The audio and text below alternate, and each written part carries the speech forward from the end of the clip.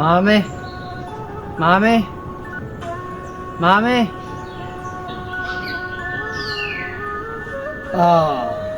මේ කොල්ලුවන මොකෝ මේ මූණ ඇයි මාමේ බලපංකෝ ඉදිච්ච තක්කාලි ගෙඩිය චැප්ප වෙලා වගේ අනේ නෑ මාමේ අයියා ඉන්නවද අයියා කිව්වේ අපේ එකා ඔව්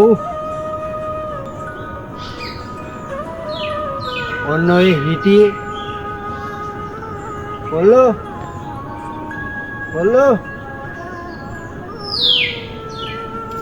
ඕකට කොහේ ඇහෙන්නද බං කන් දෙකට ඇඹ ගහගෙන ඉන්නේ පුතේ ඔබ ගිහිල්ලා බලපන් මම කඩමණ්ඩියට ගොහිල්ලා එන්න හරි මාමේ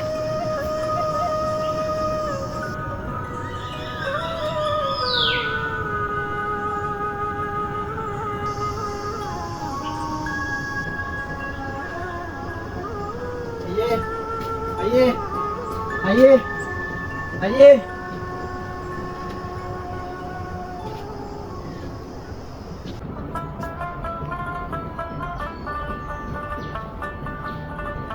අම්මට සිරි මලයා ඉතින් කොහොමද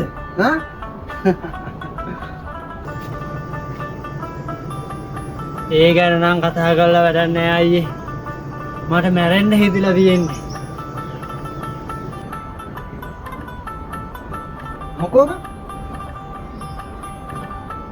හරි වරෙන්කෝ ඉඳගන්න වරෙන්කෝ වරෙන් වරෙන්කෝ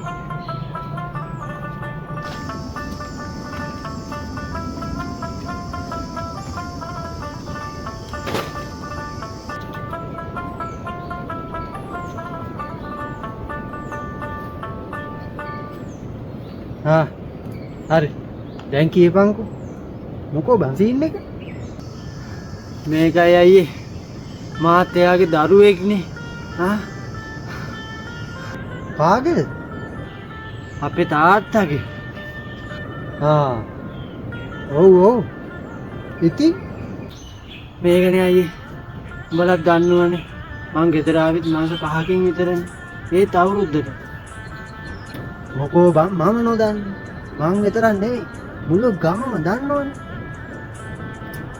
අයියෝ බංගල දැන් නම් ගෙදර ආවට වැඩිය හොඳයි එහෙම හිටියනම් කියලා හිතනවා බං අයියේ අර මොකෝ මං මාස 5කින් නෙවෙයි අවුරුදු 5කින් ගෙදර ආවත් එයාට ලොකු මල්ලි විතරයි යකෝ එහෙම කියන්න එපා පව් බං අර මාමා වෙන කොහොම කියන්නද අයියේ ඒක තමයි ඇත්ත මං ආවේ 12 උඹට කියන්න අයියේ අවුරුද්ද දවසේ මට කරේ බෑන්ඩ් එකම තමයි ඒ වුණාට මල්ලිට මොකුත්ම කියන්නේ මට විතරයි හැමදේම පහ වෙලා තියෙන්නේ හරි බං දැන් අවුරුදුත් ඉවරයිනේ ඉතින් අද මොකෝ වුනේ මේ දවස් ටිකේම මට කෝල් කරනවා වැඩපලෙන් වැඩට එන්න කියලා ඉතින් උඹලා දන්නවනේ බං අයියේ අවුරුදුත් අපි හොඳට සැමරුවානේ ඒක නම් සිරාම ඇත්තම මාත් එදා දැක්කනේ අර බොක්කු බල්ලේ හිටියේ උඹ හොඳට අවුරුදු සැමරිලා මාරුවා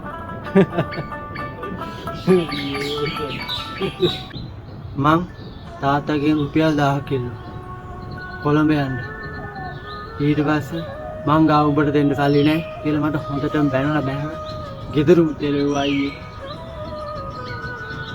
මට දැන් යන්න දෙනකුත් නෑ අයියේ ඒ වුණාට මල්ලි ඉල්ලවන මට ගහලා දෙන්න මං ඊයේත් බලාගෙන අයියෝ බං ඌ තාම පොඩි එකන්නේ තේරෙන්නේ නැද්ද හොඳ පොඩි. ඒතර ඌ විතරයි දරුවා. එයාගේ. මන්ද එයාගේ දරුවෙක් නෙවෙයි. ඒකට අනිත් තාත්තලා පුතාලාගේ සලකන විදිහ.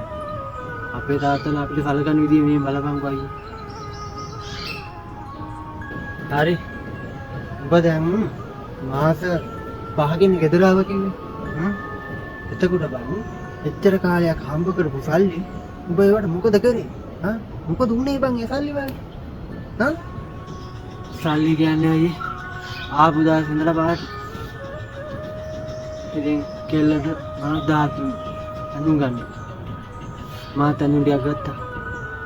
ඉතින් බරු. දැන් නෑ අතේ ගියා. හරි. එතකොට බං උඹ ඒ ඉඳලා එද්දි තාත්තට මොනවද කියනවා?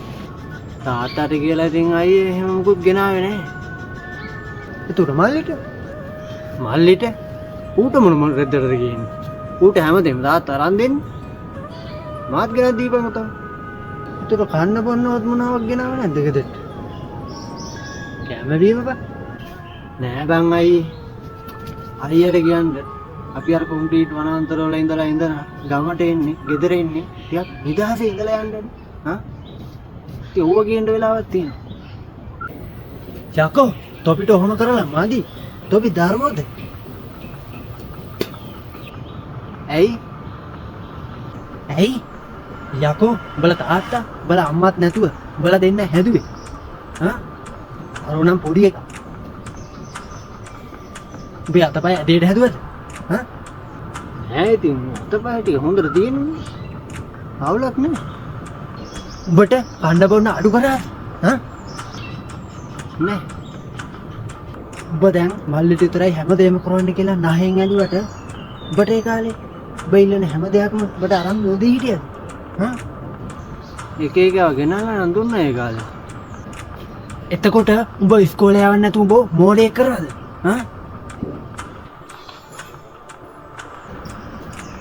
උඹට හොඳට ඉගෙනුවා.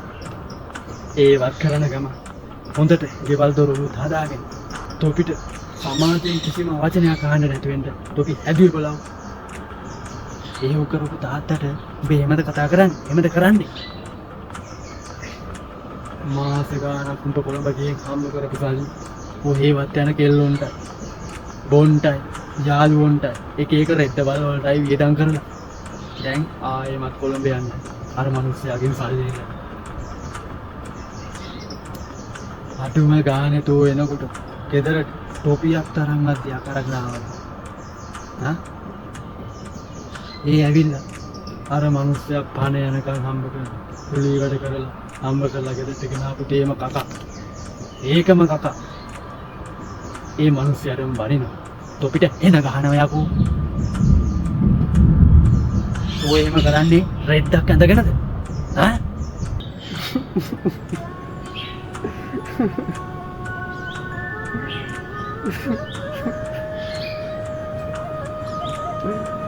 අනේ අයියේ මට සමාවෙන් බං අයියේ.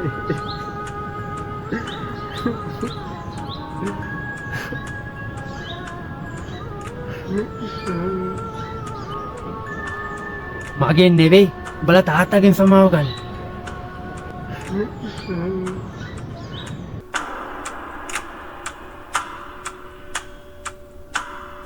දෙමව්පියෝ දරුවන්ට සලකන විදිය හොයන්න කලින් අඬු බඬු දික් වෙච්ච දරුවෝ වෙච්ච තොපි දෙමව්පියොන්ට සලකපියව්. මට දැන් තමයි තේරෙන්නේ අයියේ මගේ අතට මං ආයේ බදින්න දෙන්නේ නෑ අයියේ. මට සමාවෙන් අයියේ මං ආයේ තාත්තට බදින්නේ නෑ අයියේ.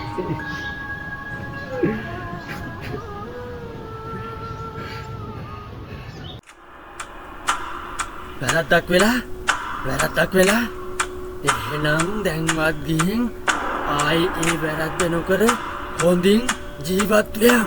දැන් බලන්න මගේ දෑහැට නොපෙනී